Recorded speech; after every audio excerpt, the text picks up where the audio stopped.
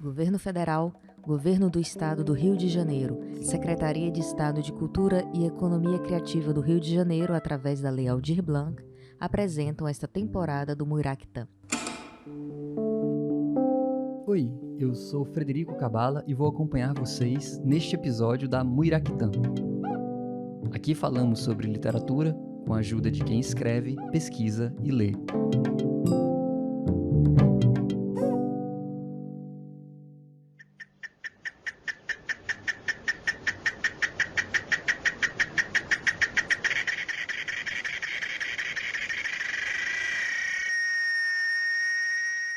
Já fui uma cigarra.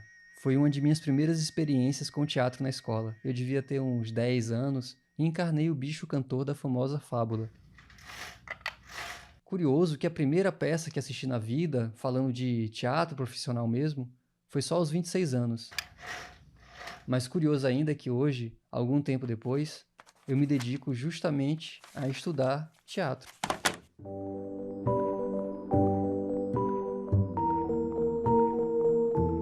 Fico imaginando o quanto dessa experiência de ter visto uma história encarnada em um palco me influenciou a querer ter um contato cotidiano com o teatro, em sua faceta texto e em seu lado vivo, orgânico e repetível.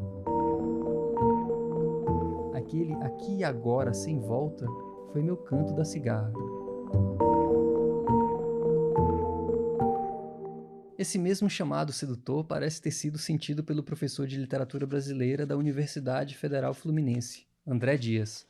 Ele nos conta como, durante sua graduação, teve contato com uma peça chamada Lima Barreto ao Terceiro Dia, o que fez ele realizar uma nova leitura dos textos do escritor de Triste Fim de Policarpo Quaresma.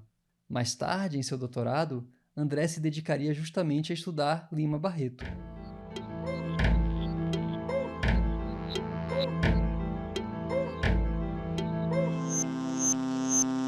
Eu lembro no início dos anos 90, se salvo engano, em 1994, o Aderbal Freire Filho faz uma montagem extraordinária de um texto chamado Lima Barreto ao Terceiro Dia. Lima Barreto ao Terceiro Dia era uma dramaturgia feita por Luiz Alberto de Abreu, mas que tinha como ponto de partida um diálogo estreito que o Luiz Alberto de Abreu, como dramaturgo, estabelece com o Lima Barreto, com a história do Lima Barreto e com a obra do Lima Barreto. Então, naquela ocasião, a peça estava em cartaz no Centro Cultural Banco do Brasil e eu era, na época, um estudante. Fui assistir a peça. Ao assistir aquele espetáculo, que eu volto a dizer, né, era uma dramaturgia original desenvolvida pelo Luiz Alberto de Abreu. Entretanto, o espetáculo estava construído sobre três perspectivas, né? Era o Lima Barreto internado pela terceira vez no hospício, e lá no hospício, Lima Barreto era visitado nos seus arroubos, né, no hospício, ele era visitado pelos personagens do seu principal romance, né, O Triste Fim de Policarpo Quaresma, e também o Lima Barreto, já homem maduro, recolhido no hospício, era visitado pelo furiosamente jovem Lima Barreto. Então, o Luiz Alberto de Abreu ele vai se apropriar nessa montagem, nessa dramaturgia específica, ele vai se apropriar da biografia do Lima Barreto, né, vai se alimentar seguramente no Diário do Hospício, né, do Lima Barreto, que relata esses momentos, o seu terceiro momento de internação, e vai trazer para o palco o romance Triste Fim de Policarpo Quaresma, embora não fosse uma encenação de Triste Fim de Policarpo Quaresma, ele cria com essa dramaturgia e a montagem que o Aderbal Freire Filho dá, ele traz uma nova vida para ambos os textos, tanto o Diário do Hospício e também para o romance Triste Fim de Policarpo Quaresma. E aí, dando um testemunho pessoal sobre isso, o que eu posso dizer é o seguinte: ao sair, meu primeiro movimento foi voltar à obra do Lima Barreto. Então, esse é um exemplo de como uma encenação teatral ela pode dar nova vida à literatura. Então, esse é um exemplo assim que, para mim, pessoalmente, me marcou de forma tão profunda que, anos mais tarde, eu fui desenvolver uma tese de doutorado cujo eixo principal era o Lima Barreto, num diálogo com a obra do Dostoiévski.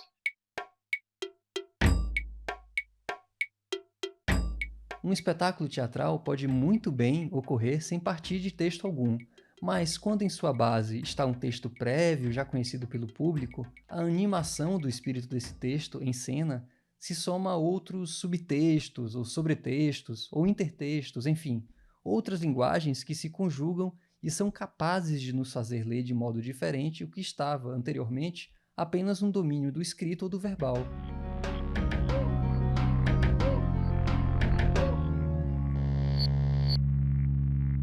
Sendo o teatro um campo do conhecimento, né, que tem esse caráter híbrido, né, que se alimenta de outros campos do conhecimento, é inevitável que a gente recorra e que retorne ao texto teatral, embora a gente saiba que o teatro pode prescindir do texto para a sua existência. Entretanto, acho que você usou uma palavra na sua introdução que ela é muito importante, a meu ver, para o teatro, né, que o texto seria um pouco assim o espírito do espetáculo. E esse espírito que vai ser encarnado por uma direção, que vai ser encarnado pelas atrizes e pelos atores, em conjunto com todos os outros elementos que formam um espetáculo teatral.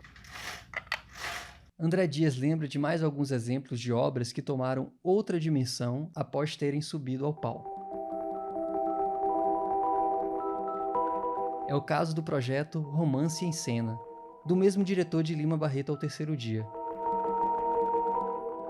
O projeto encenou romances na íntegra. Entre eles, houve a encenação de uma obra de Campos de Carvalho, chamada O Púcaro Búlgaro, em 2006. O escritor, que em termos de visibilidade estava fora de cena por décadas, teve sua obra redimensionada também a partir dessa montagem. Ilustra ainda o poder da cena a apropriação de obras estrangeiras nos palcos nacionais. Mesmo aquelas obras escritas para o teatro mesmo, quando sobem em nossos palcos, podem passar por um forte diálogo com elementos da cultura brasileira. É o caso do dramaturgo alemão Bertolt Brecht, que André destaca em encenações realizadas nos anos 60 no Brasil pelo diretor Antônio Abujanra, que encenou a peça Os Fuzis da Senhora Carrá, em 1963 com o grupo Decisão, e pelo diretor José Celso Martinez Correia, que dirigiu a peça Galileu Galilei em 68. A montagem dos Fuzis da Senhora Carrá, ela vai inaugurar um novo ciclo de Brecht no Brasil, por duas razões. Primeiro, porque ela vai ser dirigida pela figura que foi o Antônio Abujanra, um sujeito absolutamente provocador, mas conhecedor por dentro das engrenagens do teatro brechtiano. E, além disso, haverá uma preocupação explícita na montagem do Decisão, não só de passar pelos palcos profissionais e os palcos convencionais, mas, sobretudo, de fazer um teatro que estava em sintonia com as classes populares. Então, eles partem para uma série de encenações dos Fuzis da Senhora Carrá pela periferia de São Paulo, por exemplo. Então, isso é um ponto de inflexão muito importante. E outro exemplo dentro da obra de Brecht é um exemplo que talvez seja tão interessante, talvez não, é tão interessante quanto esse, mas vai numa direção um pouco diferente, que é a montagem que o Zé Celso Martinez Correia vai fazer para Galileu Galilei. A montagem do Galileu Galilei, ela vai ser uma montagem absolutamente carnavalizada. Então aí é o outro exemplo de como uma encenação ela dá um novo espírito para o próprio texto e vai definir de modo muito efetivo como determinados dramaturgos serão apropriados na nossa cultura. Opa! Tá vendo como as coisas se fundem na natureza do teatro? Neste instante falamos do texto como espírito do espetáculo, e aqui o professor André Dias fala como o próprio texto ganha um novo espírito a partir da encenação. Ainda nos anos 60, o mesmo diretor, José Celso Martinez Correia, do Teatro Oficina, foi um dos responsáveis por uma das situações mais emblemáticas da história do teatro brasileiro. Em 1967, ele retirou uma peça de Oswald de Andrade, escrita em 1933 e até então nunca montada, e não só deu nova vida ao enterrado teatro de Oswald de Andrade, como também tornou possível um novo movimento na cultura brasileira. A peça, que iluminou o passado e incentivou caminhos futuros, se chama O Rei da Vela. A montagem de Zé Celso Martinez Corrêa é uma montagem que é um divisor de águas. E não é um divisor de águas só porque agora a gente tem a história, né? Tem mais de 50 anos passados na história, para olhar para trás. Não, ela é um divisor de águas porque o Zé, com essa capacidade visionária, né, um artista sempre preocupado e com um compromisso em provocar. O Zé traz uma montagem absolutamente em dia e em sintonia com os problemas do país. Naquela ocasião, em 67, lamentavelmente, bastante em sintonia com 2021, né? Já era para a gente ter superado bastante das questões que estão presentes ali no Rei da Vela, e ao fazer isso, ele dá um novo impulso para o Rei da Vela, porque uma faceta do Oswald que tinha sido absolutamente esquecida, que era a faceta dramaturgo, volta a circular muito poderosamente, e não só volta a circular essa faceta do dramaturgo Oswald de Andrade, mas também a dramaturgia do Oswald de Andrade, apropriada, lida, atualizada pelo Zé Celso, vai provocar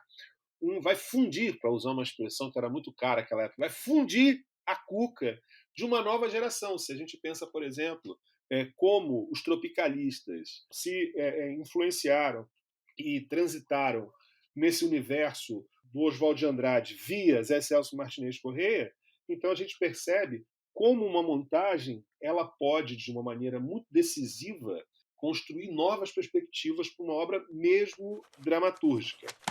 Em um texto escrito no calor da hora dessa montagem de O Rei da Vela, José Celso diz que encontrou, palavras dele, o Aqui e Agora de 1967, nesse texto de 1933. André, em sua fala, fez menção a como esse Aqui e Agora pode estar de novo presente em nosso 2021.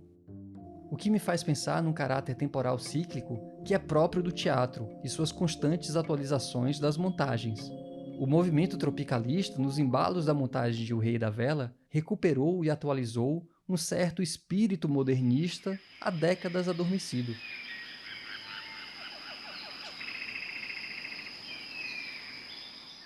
O Macunaíma de Mário de Andrade, por exemplo, ganhou nova vida no cinema pelo diretor Joaquim Pedro de Andrade, 2 anos após a peça de Oswald de Andrade ter subido aos palcos. Uma das últimas peças que eu assisti antes da pandemia foi justamente uma adaptação de Macunaíma para os palcos. Em um contexto dos 90 anos de publicação da saga do Herói Sem Nenhum Caráter, a diretora Bia Lessa levou para os palcos aquela história, em tons mais sombrios e melancólicos, ainda que sem perder nuances de humor. Era o Macunaíma, uma rapsódia musical. Estávamos em 2019. Lembremos um pouco do Macunaíma de Mário de Andrade.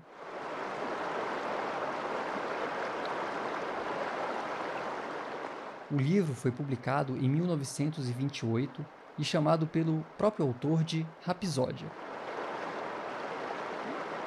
Macunaíma é o nome de um indígena que nasce na região amazônica, às margens do rio Uraricuera. E tem um bordão bem célebre. Ai, que preguiça! Muito traquina desde pequeno, Macunaíma adora fazer brincadeiras amorosas com a namorada de seu irmão, Jiguê.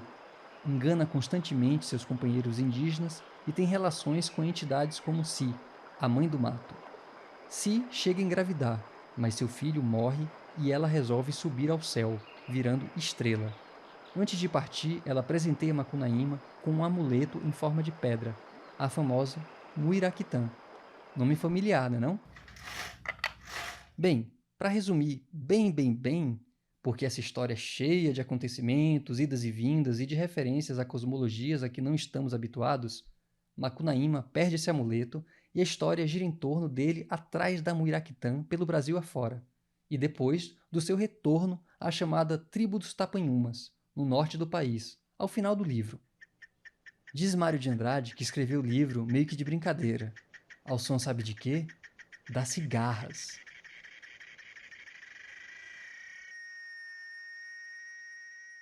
Conversei com a escritora Verônica Stiger, que fez a adaptação do texto para essa encenação, e ela nos falou sobre essa decisão de fazer hoje, 90 anos depois, um Macunaíma sombrio.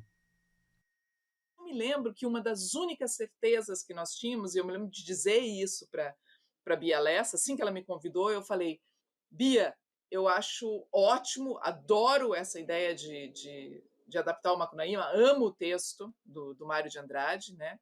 A minha ideia desde o início sempre foi tentar ser o mais fiel possível ao texto do Mário, né, porque ele é muito rico e eu acho que tem muita coisa a explorar ali, mas eu me lembro de dizer para a Bia, mas eu acho que nós temos que fazer um Macunaíma sombrio.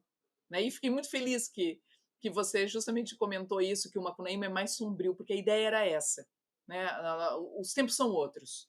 O Macunaíma muito mais num trágico, né, do que num cômico. Né? Então, ou seja, essa era a nossa grande preocupação inicial. Né? E era a nossa única certeza, naquele momento inicial, de como iríamos adaptar o Macunaíma para o teatro. Eu já havia tido contato com o texto, mas talvez até então eu ainda o encarasse mais pela chave do cômico do que pelo trágico. E esses polos se inverteram após eu ter visto essa montagem. Voltei ao texto e não tinha mais dúvidas. É uma tragédia. Me desculpa o possível spoiler, mas essas palavras finais escritas pelo Mário de Andrade evidenciam mesmo a violência social que infelizmente marca nossa história enquanto país. Está no epílogo do livro, logo após a morte de Macunaíma.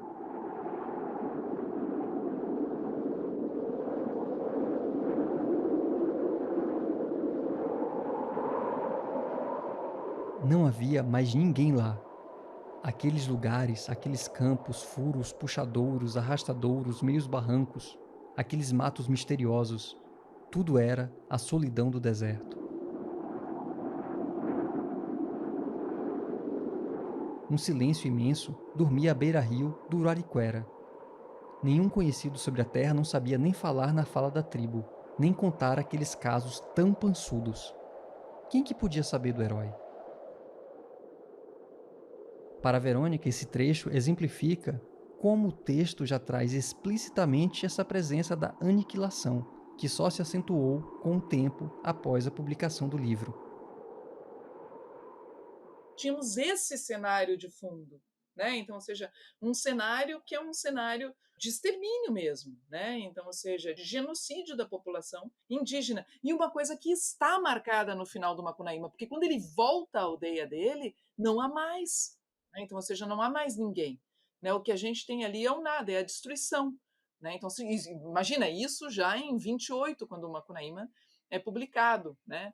Então, ou seja, a gente já tinha essa destruição. Então, ou seja, repensar o Macunaíma 90 anos depois, né, era de uma certa forma tentar ver o que havia, né? Não só o que havia de comum, mas como que a gente também podia repensar e ressignificar dentro do nosso tempo. Né? Então, acho que por isso também a nossa preocupação em fazer esse Macunaíma sombrio. Era proposital.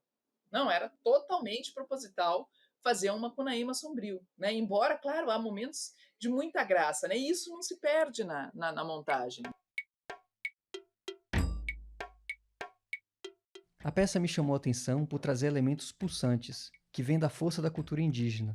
As danças, as transformações dos corpos dos homens em corpos de outros animais, como as antas, a presença constante da música, e por costurar tudo isso em um contexto de destruição tal qual vivemos hoje.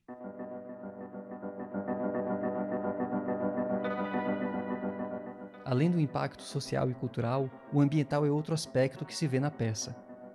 A cena de abertura, por exemplo, é de uma plasticidade literal.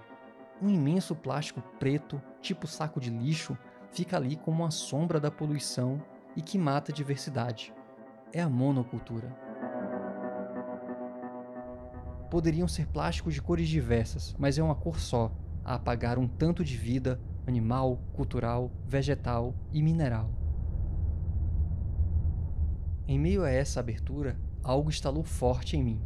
A abertura do romance de Mário, que diz: "No fundo do mato virgem nasceu Macunaíma, herói da nossa gente", é falada em 3 línguas, no português como no texto original, mas também em alemão e em tupi. Grande parte das críticas que eu vejo a esse livro se deve ao fato de Mário de Andrade ter engendrado sua história a partir de uma colagem de relatos indígenas que um etnólogo alemão chamado Koch Grunberg recolheu. Ou seja, o Macunaíma do modernista paulista se inspira no que chega a ele por palavras estrangeiras traduzindo histórias em idiomas indígenas. O quanto de modificação não pode estar implicado nesse contato em terceiro grau que Mário teve, não é mesmo? O nome Macunaíma provém de uma entidade das culturas indígenas da região Circum-Roraima, que abrange o norte do Brasil, a Guiana e a Venezuela. É também conhecida essa entidade como Macunaimã ou Macunaíma.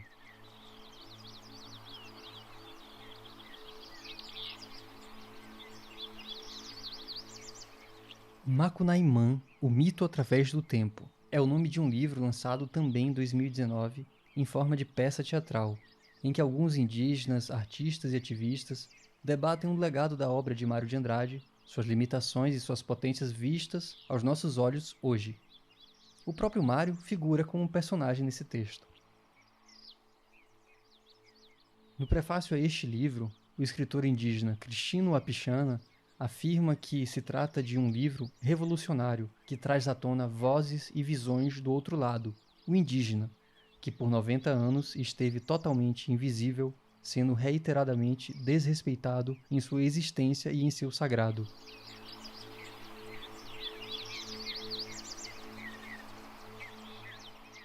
Em um determinado momento dessa peça de autoria coletiva, um personagem de nome Laerte reclama com Mário de Andrade.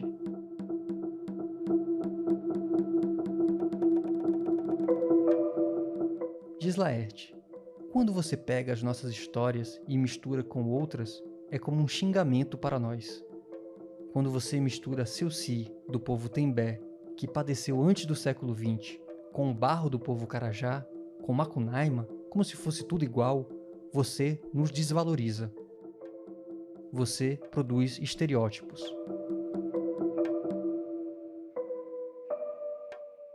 Voltando ao Macunaíma, uma rapsódia musical, a presença das três línguas, logo de cara na abertura da peça, na minha visão, cria um efeito de atualização da obra de Mário de Andrade, deixando claro os níveis de intermediação que se interpõem entre o leitor e espectador e o mito.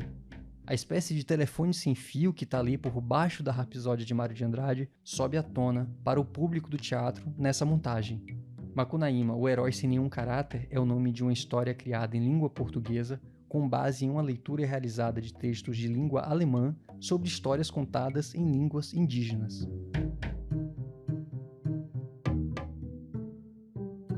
A ideia era justamente mostrar como a gente tem, a partir do Macunaíma, uma mistura de línguas, né? É um texto escrito em português, né?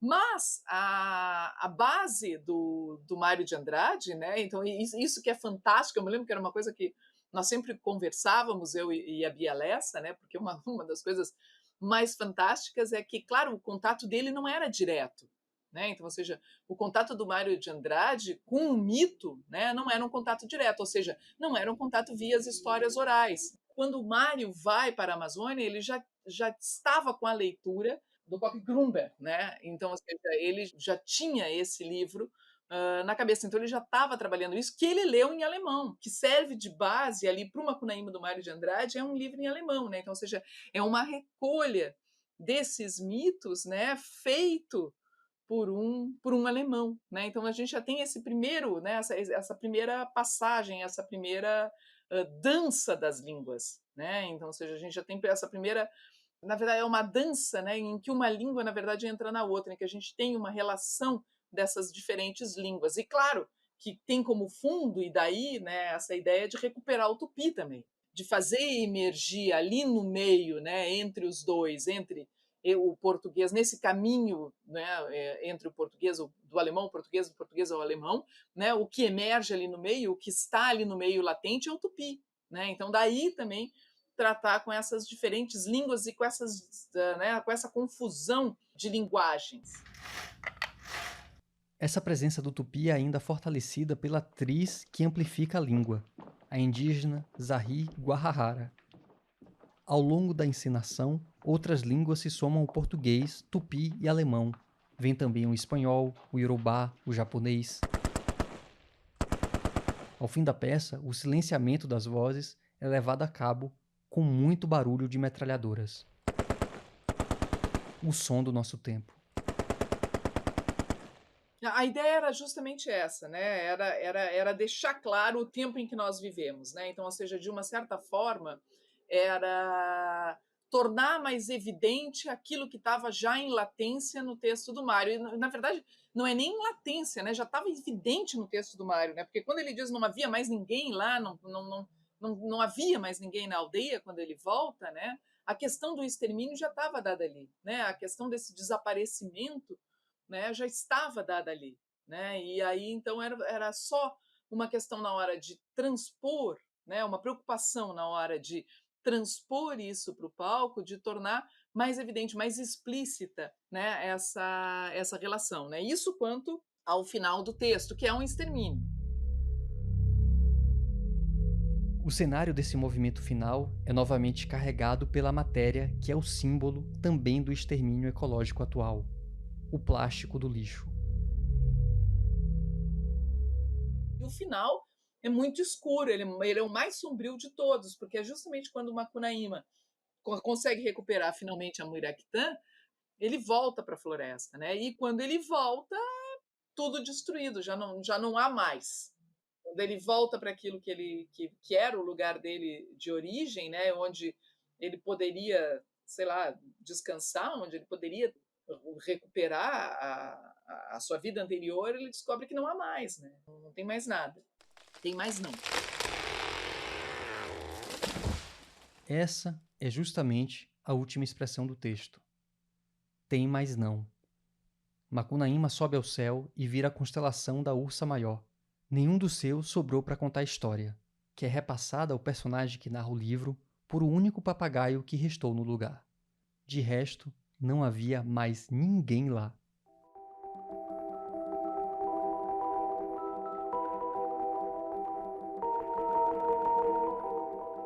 Hoje, até para enxergar constelações, temos dificuldades, por conta dessa sombra homogênea do plástico que também sobe ao céu. O exemplo da criação e da recriação de Macunaíma, vista com olhos críticos e naquilo que tem de potente, pode ser capaz de nos mobilizar para entender a nossa cena mais de 90 anos depois. O final sombrio, que eu passei a ver como sombrio após ter visto a peça, é o grito do risco de extinção que reponta nos nossos horizontes escurecidos por plásticos.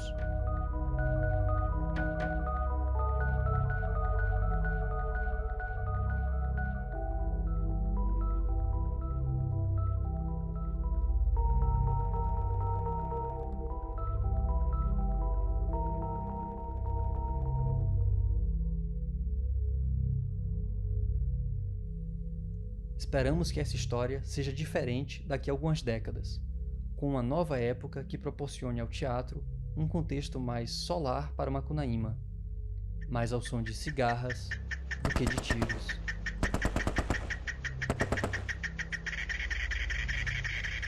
Com esse itinerário, esta temporada do Muiraquitã chega ao fim.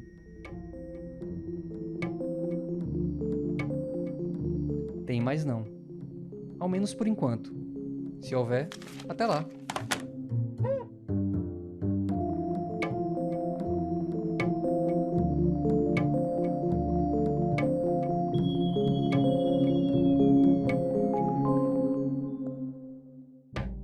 Muiraquitã é um projeto idealizado por alunos de graduação, mestrado e doutorado em letras da Universidade Federal Fluminense. Você pode acompanhar o nosso podcast pelo Instagram, @amuiraquitã, assim, no feminino. Assine o feed para nos acompanhar. O roteiro é de Ana Amorim, Frederico Cabala e Luísa Quintão. As composições são de Frederico Cabala, a edição de Helder Gomes Barbosa e a identidade visual de Vitor Godoy.